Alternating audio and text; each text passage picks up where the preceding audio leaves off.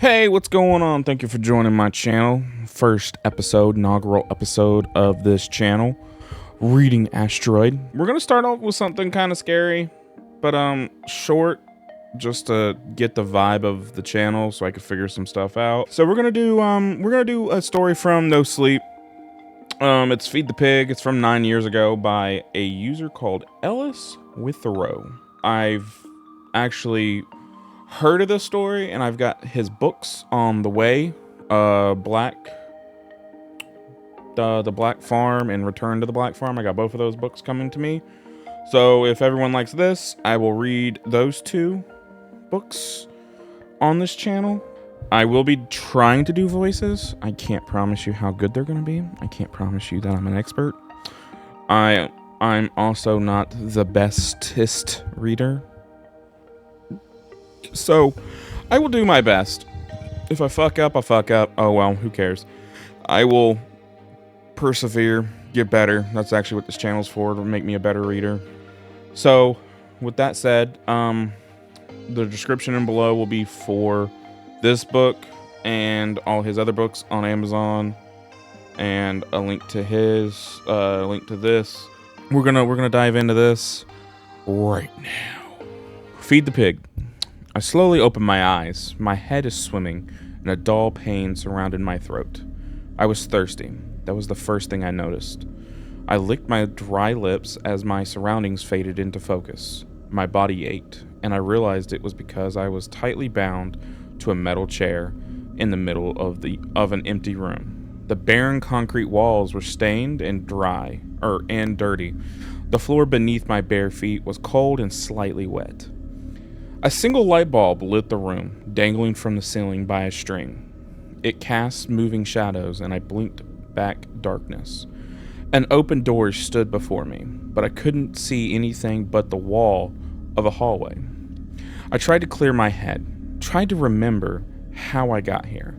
I squeezed my eyes shut and forced myself not to panic. I slowed my breathing and focused my thoughts, desperately trying to summon some recognition of why I was here. I couldn't remember anything. I opened my eyes and exhaled, my parched throat throbbing. I could hear sound echoing off the walls outside the door. Screaming, clanging, howling, all very distant, but that did nothing to calm my nerves. "Hello?" I cried, the word tearing my vocal cords. I felt my chest hitch in pain, but I cleared my throat and yelled, "Is anyone there? Hello?" The dark hallway remained silent except for the constant echoes. I shut my mouth and tried to wiggle free of my bindings, but the rope was knotted impossibly tight. I fought back against my imagination as it flooded my mind with horrific scenarios of what awaited me. If only I could remember. Suddenly, footsteps erupted from outside the door. A rapid patter of small feet. My hopes rose as I trained my attention on the door, praying it was for help. A young boy ran into the room, dressed in a red onesie, complete with padded feet. Stretched over his face was a plastic devil's mask. The eye hole revealed massive blue eyes that greeted me curiously. Taken back, I opened my mouth to speak, but that's when I noticed something was off. His eyes were huge, impossibly round and bulging from their sockets. It sent a shiver of unease down my spine, but I shook it off. This kid might be able to free me. "Hey!" I hissed urgently. "Hey kid, can you get me out of here?" The boy took a step closer, cocking his head but remaining silent. I rattled my bound arms against the chair. "Cut me free, please! I shouldn't be here! This is some kind of mistake!" The boy eyed me behind his strange mask and stopped directly in front of me. He leaned in closely and whispered, his voice like wet silk. "You did a bad thing." Confused, I shook my head. No, this is a mistake. I didn't do anything." The boy's enormous blue eyes suddenly filled with sadness. "Oh, you did a really, really bad thing." I shook my head again, violently. "No, I'm sorry. I don't remember. Just please get me out of this chair." Suddenly, before either of us could speak, again, a man came charging into the room. He was overweight and dressed in overalls, his grizzled face twisted in seething anger. He was holding a sawed-off shotgun in his arms. "I didn't do anything," I cried as he advanced on me, my voice cracking. "I'm not supposed to be here." The big man ignored me and instead grabbed the kid and shoved him hard against the wall. The boy grunted as his back struck the concrete and his eyes rose to meet the grizzled man's. Wordlessly, the man raised his shotgun, placed it against the boy's forehead, and blew his head off. Chunks of gore splattered the wall as shock slugged me in the stomach like an iron fist. My ears rang and time seemed to slow as I watched in horror as the headless body crumpled to the ground. My breath rushed back into my lungs and time seemed to readjust. "Jesus fucking Christ!" I screamed, straining against the ropes, my eyes bulging in horror shock. "What the fuck?" The man ignored my scream as he bent down and picked up the body. He slung the ruined corpse over his shoulders and walked out of the doorway. Suddenly, the hallway erupted in malice laughter, a chorus of voices all howling in glee. I shut my eyes, the noise deafening, as absolute terror filled every pore. After a few moments, the laughter faded and I consciously opened my eyes, unable to believe what I just witnessed. "Hello?" I jumped as I realized there was another man standing before me. He was dressed in a simple white button-down shirt and jeans. His brown hair was cut short. He appeared to be in his early 30s. His green eyes were dull and lifeless. His full lips pulled down at the corners. "What's going on? Where am I?" I cried, new fear pulling in my stomach like hot blood. The man crossed his arms. "So you the new one, huh?" He shook his head. "You people disgust me." Questions bubbled on my lips, but he waved them off as with a sharp chop of his hand, slicing the air and demanding my silence. He ran his tongue over his teeth, searing. "You look like you've already seen some of the horrors this place has to hold, huh? Yes, I can tell by the look in your eyes. You're terrified. You've seen something, haven't you? It doesn't seem all that bad now, does it? Looking back. You've been here 5 minutes and you've already shit in your pants." "Where am I?" I gasped, unable to hold back any longer. "What do you people want?" The man crossed his arms behind his back. "I bet you want to get out of here, don't you? I bet you'd like to go back to your home, your family, everything." "Please," I interrupted. "Whatever I did, I'm sorry. I really am, but I don't remember." The man rolled his eyes. "You didn't do anything to me. You did it to yourself. You really don't remember anything." I shook my head and felt tears brimming in my eyes, liquid fear.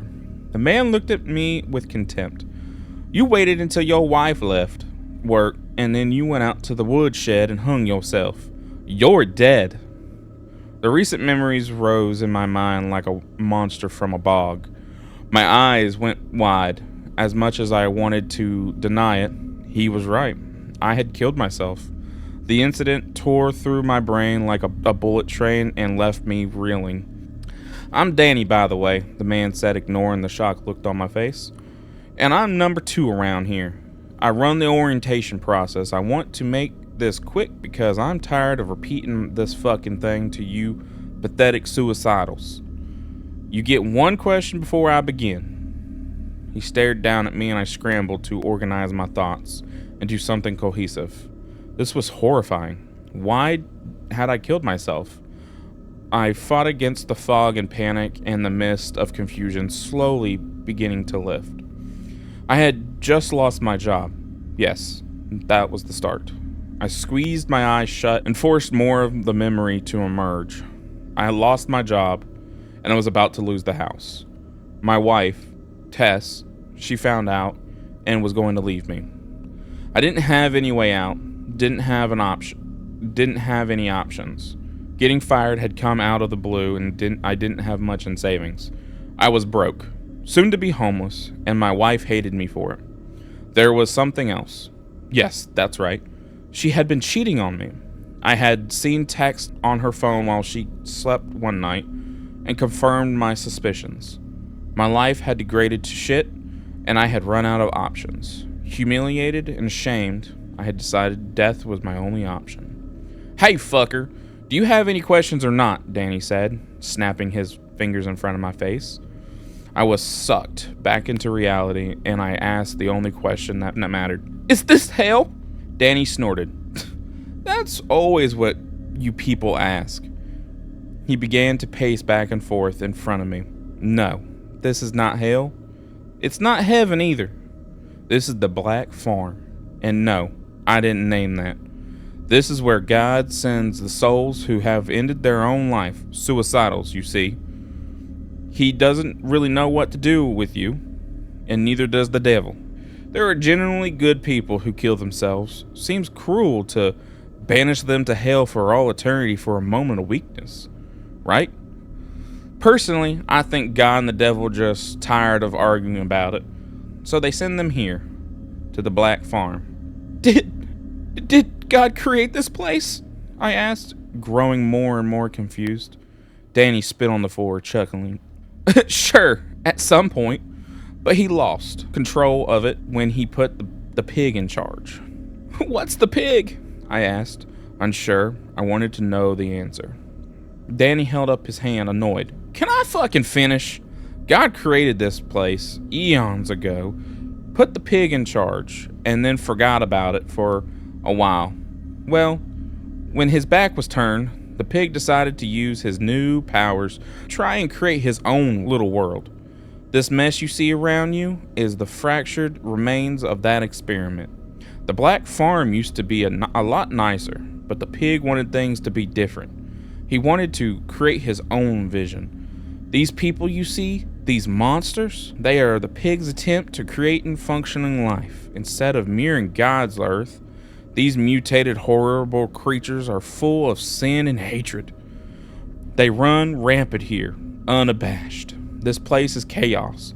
The Black Farm is a circus of freaks and monsters, and it's your eternity."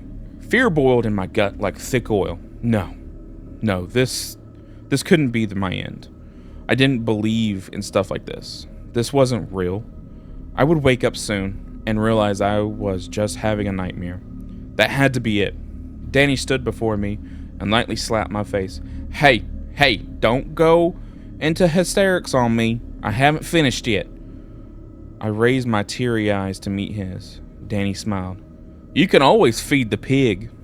My breath pushed from my lungs like burning steam.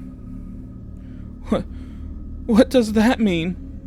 Danny spread his hands, still smiling. "It's as simple as that. Feed the pig. If you do so, there's a chance you'll get back to your life." And what happens if it doesn't?" I bumbled. "You get sent to hell. So flip a coin if you have one. Stay here with us or feed the pig. If you choose to stay, I'll let you go. I'll let you go out right there," he said, pointing towards the door. "But let me assure you, what awaits you at the end of that hallway, well, let's just say hell isn't that much worse." I swallowed hard, trying my best to digest everything. Why wouldn't I try to feed the pig? Whatever that meant. If there was even a sliver of hope, I would take it. An eternity in this place, the Black Farm, would be sent to hell or feed the pig. I would do anything for a chance to go back. This nightmare made my problems seem nothing in comparison. Danny raised a hand before I could speak. "I'll let you think on it for a while. I'll be back." "I want to feed the pig," I cried, not wanting to spend another second in this awful room. I could hear a woman screaming down the hallway, her cries raising as something meaty pounded into her. My breath came in sharp pulls, and my throat burned. Danny noticed the noise and grinned. "Sounds pretty bad, huh?" He said softly as the woman's voice crackled with agony. Something was still slamming into her, the sound of beaten flesh igniting my imagination with horrors. "Please," I gasped. breathlessly. Just let me feed the pig. I don't want to stay here any longer. Danny turned away from me. I'll be back later. Enjoy your time alone. Really think on your situation, weigh your options, and remember, you put yourself here. And with that, he was gone, leaving me in the dim room. Tears streamed down my face. The woman didn't stop screaming for hours. At some point, I fell into a semi-sleep. The darkness in the room seemed to press in on me, and my eyes fluttered shut. My body ached, and my throat was a halo of fire. Thirst raked at my windpipes like sharp glass. My lips felt like crumpled paper. My head thundered like a drum. The room swam in and out of focus, and my mind drifted towards the horrific sounds that never ended. I was lost in a haze, unaware that something was sliding into the room until I felt a sharp prick on my toe. I jolted out of my daze as my bare foot ignited with pain. I screamed and tried to move, but my bindings held me tight. The room rushed back into focus, and I blinked in agony as I felt blood trickle between my toes. I looked down for the source of pain, and I felt a scream claw up my throat. Staring up at me was an armless man. He slithered on the floor like a worm, his bald head scabbed and filthy. His legs were wrapped together in barbed wire, forcing him to wiggle his body to move. His eyes were lidless and wide, two bloodshot white orbs that stared up at me with hungry intensity.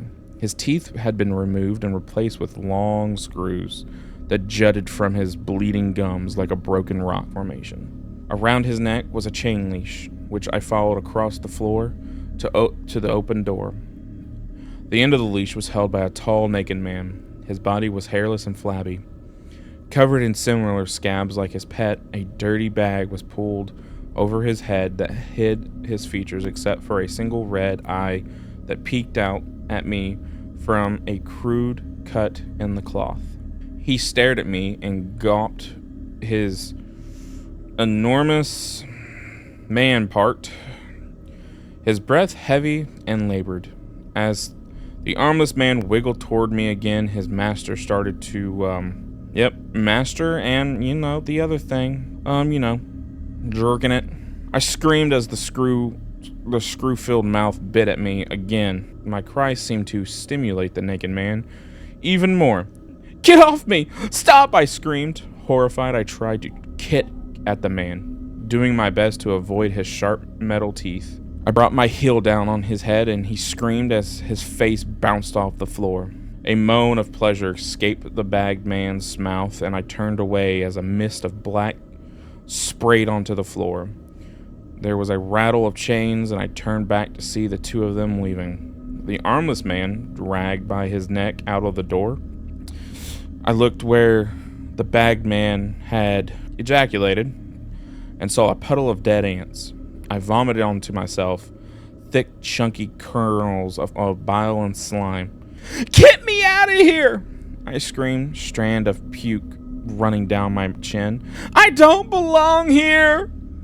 I listened to the two men retreat down the hallway, the clank of chains accomplished by the sound of flesh being dragged across the concrete. I screamed again, but I knew no one was going to help me.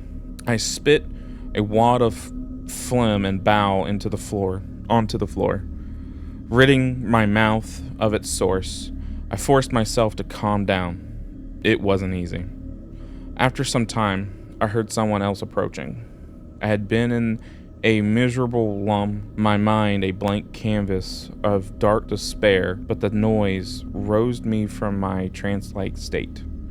The muscles in my arm burned from being restrained for so long, and I shifted them desperately, trying my best to prepare myself for whatever horror was about to walk through the door. Footsteps drew closer, and then a woman walked into the room. She stopped at the doorway and looked at me. One of her eyes were missing, a dark cavernous hole in her skull. Her hair was ratty and wild, a brown tangle like a forgotten mess. Her skin was pale and filthy, and she was dressed in rags. I couldn't tell how old she was, but there was maturity in her one good eye. Still thinking? She asked, her voice coarse and brittle. What? She took a closer step. Are you still deciding whether you're going to feed the pig or not? I look at her curiously. Yeah, I am. Who are you? What do you want?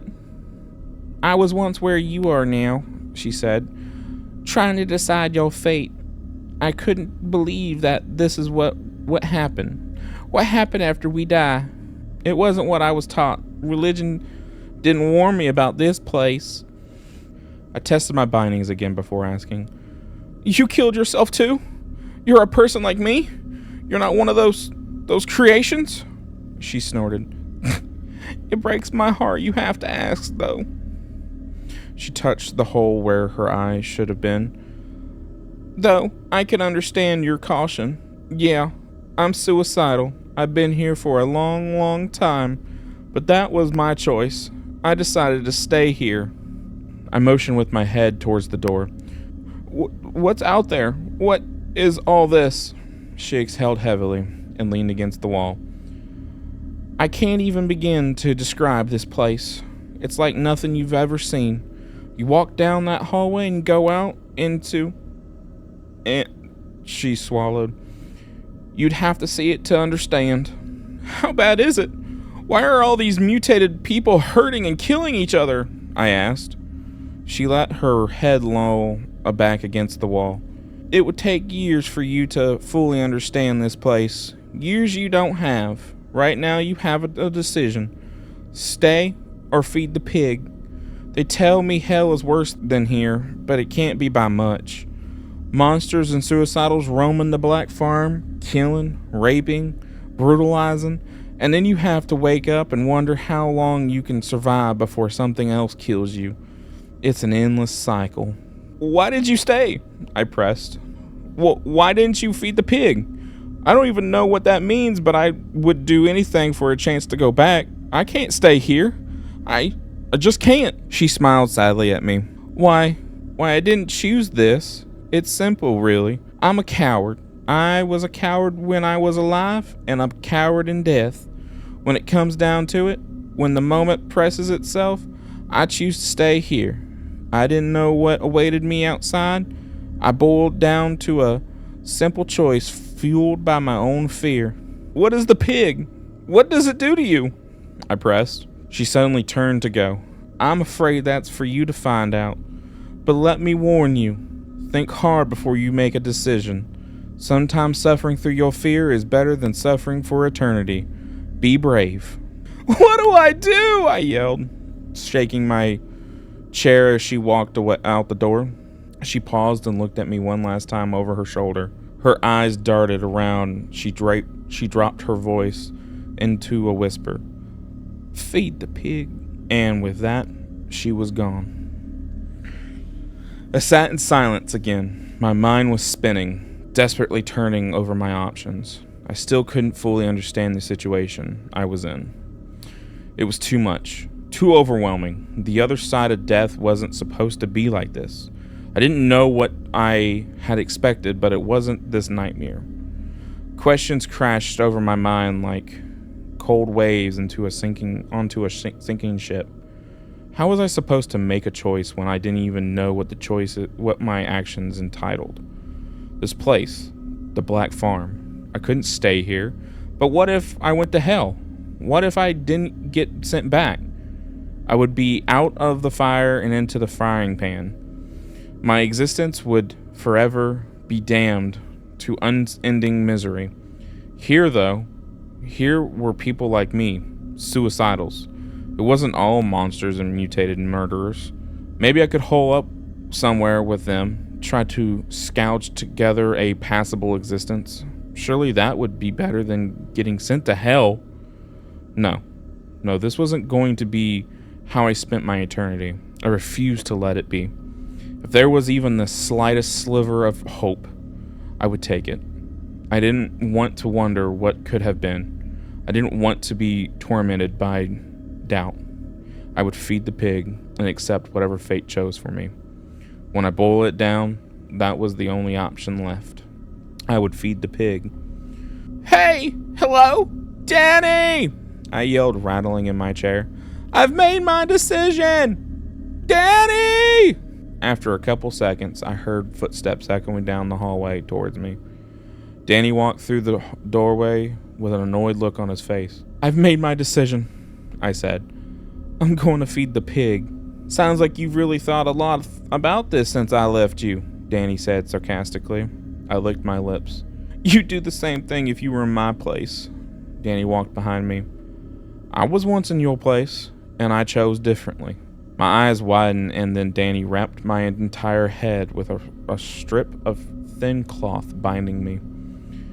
I sucked in as much air as I could, but each lungful felt empty. I felt Danny cut me free from the chair, and my body sighed as my stiff muscles were released. I rolled my shoulders as my hands were released, and I moaned with relief. I dug my fingers into my back, and I stretched, my bones creaking. Keep your blindfold on and follow me, Danny said, pulling me up. My legs shook as I put weight on them, my thighs trembling after their long cemented position. I groped blindly in front of me and found Danny's shoulder. I rested my hand on it as he walked us out of the room. As we entered the hallway, I could suddenly hear sound I hadn't before. The clang of metal, a long, fleshy, tearing noise, something vomiting. These sounds sprang to life in my ears, painting the darkness before my eyes with imaginary scenes of horror. I gripped Danny's shoulder tighter, stumbling behind him, my heart thundering. I heard something trailing behind us, but Danny didn't seem to notice. Or if he did, he didn't care. Flesh slapped the concrete mere inches behind me, and I suddenly felt hot breath on my neck and the click of a wet tongue against gums. My breathing became even more labored as fear choked me. Going to feed the piggy, are you? Something whispered in my ear. I felt something press against the back of my head, and I tried not to think about what it might be. It was wet and slimy, and I heard the thing chuckle. He's a hungry piggy. Make sure he gets his meal now. The thing whispered again, its voice low and unlike anything I've ever heard before. It was like a series of grunts and moans jumbled together to form broken words. To my relief, I heard the thing retreat back to wherever it had come from, and I continued to follow Danny. He remained silent as we walked, and I could feel shifts in the air. The thick heat gave way to a colder, almost pleasant temperature, but then it kept decreasing, and soon I was shivering violently against the cold. I couldn't see anything, but I felt a breeze on my face, like we were outside. I didn't hear Danny open any doors, but nothing about this was natural. It was like reality blurred and bled into itself, like reels of film melting together. Teeth chattering, I was suddenly blasted with intense heat, and I gasped. My feet tripped over themselves as the terrain changed, and I was suddenly walking on what felt like warm iron. My ears were filled with the sound of blazing furnaces and the clash of working machinery. I couldn't see, but I felt like there was a vast open expanse overhead. I smelled ash and tasted dirt on my tongue, sweat already forming along my spine. Suddenly, I crashed into Danny as he came to a halt. I backed up a few paces quickly and muttered my apologies. I could hear movement in front of us, a rustle of chains and an odd clicking sound on the metal floor. Something else too, something snorting. And then the room filled with a deafening sound of an enormous pig squealing. Covered my ears, head splitting as at the high-pitched wail. I grit my teeth as the noise echoed off the metal and faded into a series of snorts and grunts. I've brought you another one, Danny announced, a slight ting of respect lining his voice. He wants to feed the pig. I waited, expecting to hear some answer, the cloth around my eyes sealing my sight into darkness. I realized my knees were shaking and my back was coated in sweat. I was terrified. If that's what you wish, Danny said, and I felt him bow under my hand. Apparently, some unseen conversation had happened. Danny took my wrist and pushed me forward. "Approach the pig," he instructed. My whole body trembled, and my knees locked into place. Robbed from sight, I raised my hands, trying to get my bearings. The heat and ash filled my head with a nausea. I felt like I was going to throw up, my stomach rolling like a dead sea. I didn't know where I was or what horror lay before me.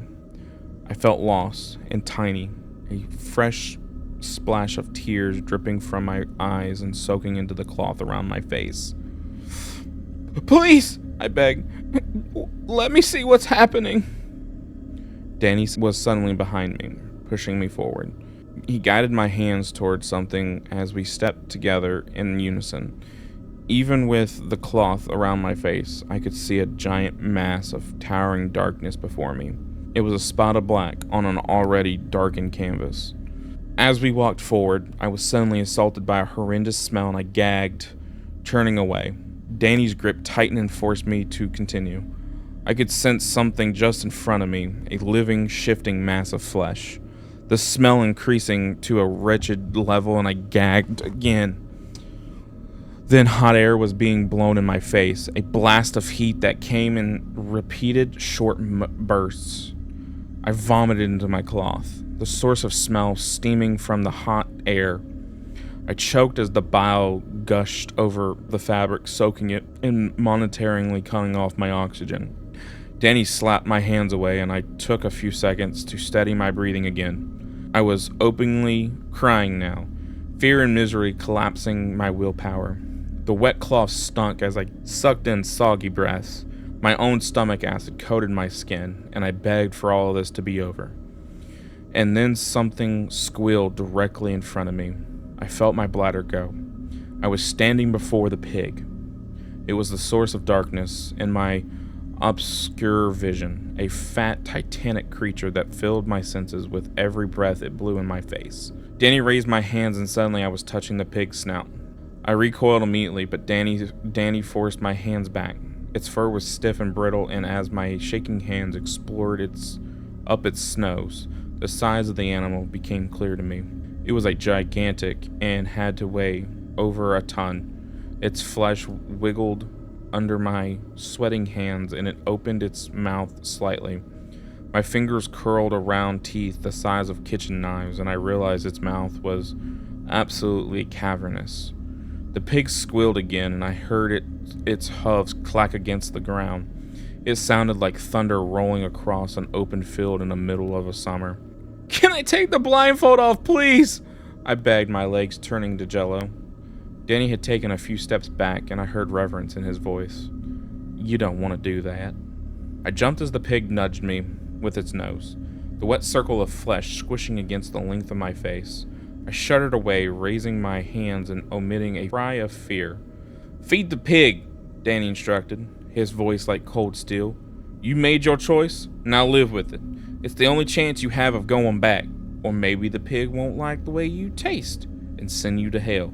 Only one way to find out." My eyes widened behind the vomit-soaked cloth. "Won't like how I taste?" "Climb into its mouth." My bladder let go again, and I felt warm piss run down my leg. No, you can't mean..." Danny's voice had hardened. "Climb into its mouth and don't stop crawling until it's done with you." Please," I begged, turning towards Danny's voice, reaching out blindly. "Please, there has to be some other way. Don't make me do this." I was a mess of snot and tears, my words bumbling from my mouth like a toddler. Danny stepped forward and spun me back to face the pig. "Do it.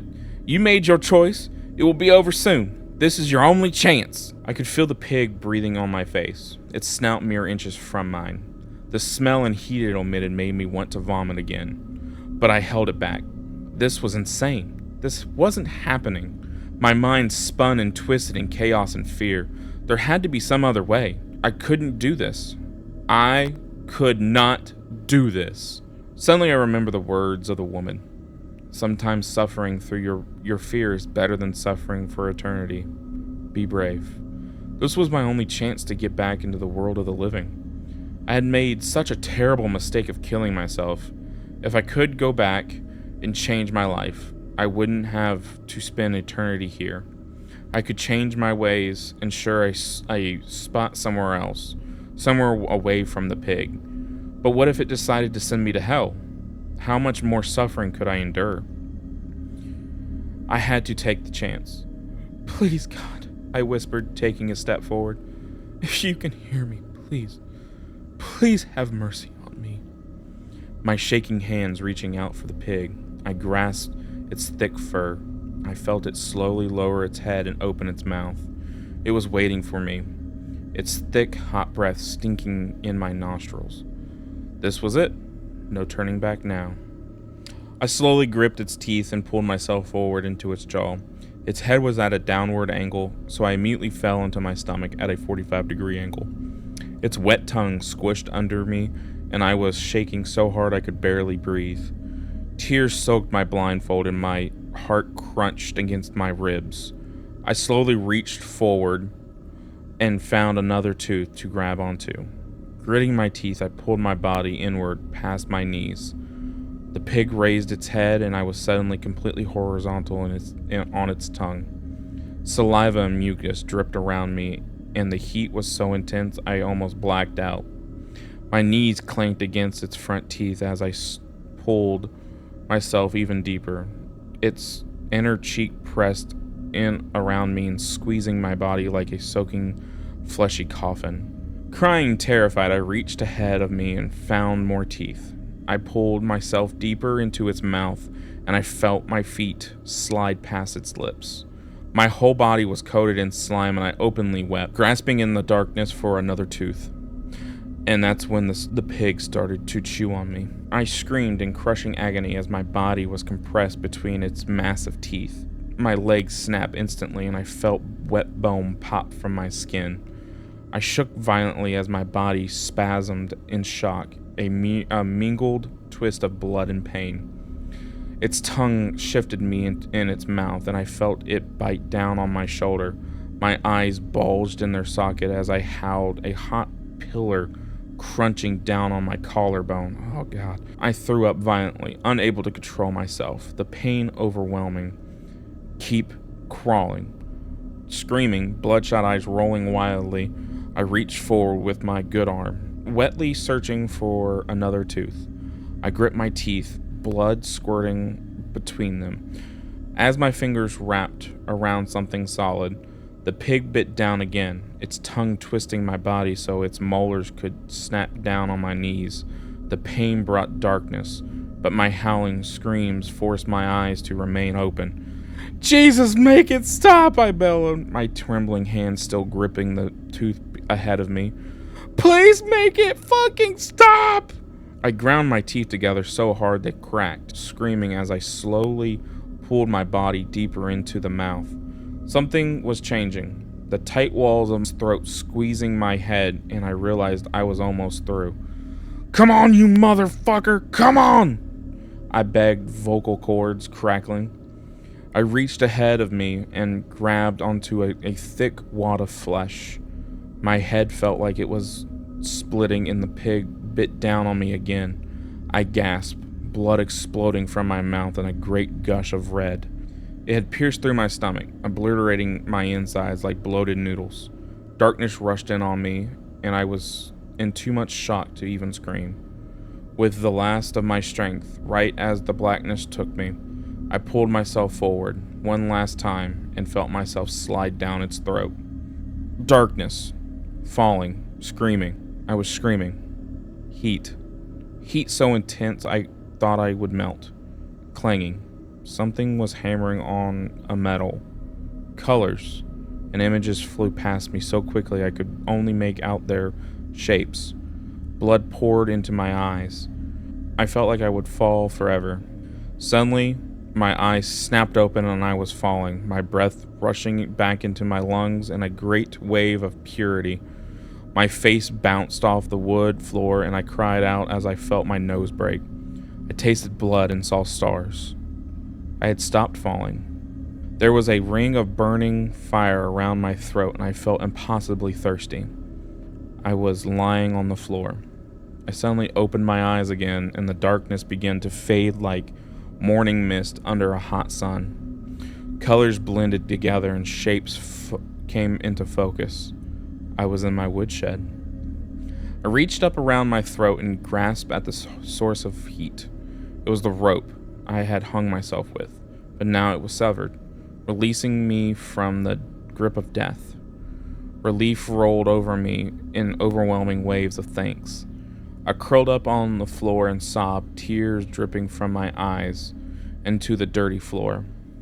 My body shook, unbroken, as I wept, white hoarse cries raising from my quivering lips. I had been spared. I was alive again. From my spot on the floor, I turned my eyes upward, my voice crackling. Thank you, God. Oh, thank you. I fell into another fit of uncontrollable sobbing. I promise I won't waste my life again. I promise I'll make things right. I'll fix everything. I don't know how long it was before I got up. Time seemed to stretch for eternity. My mind refused to rebuild, the horrors of what I had just witnessed crushing me. But I knew I would do everything I could to make the most out of my life. I was going to live every day to the fullest. I would devote myself to helping others in dark times. I would reach out to as many suicidals as I could and try to save them from what awaits the other side. I didn't want anyone else to have to witness the horrors of suicide. I didn't want anyone else to have to feed the pig. And with that, we are done. We're done reading Feed the Pig. And I wanted to set this up so I can read those 2 other books for you guys. If you can, go out and order those books. Support the author. He's done a hell of a job with this one. This No Sleep post. This was awesome. Like I said, down in the description, I'll post a link to all his books. Post a link to his socials and to this article. And with that, I hope you guys enjoyed. Let me know if I need to improve on anything and what other, I'm okay with reading books and I guess some short stories and stuff like that. What other things are you interested in? I'm okay with horror, but I also want to read sci-fi books and stuff like that. But I'll see you in the next one. Bye-bye. Oh, that sounds like Markiplier. Peace.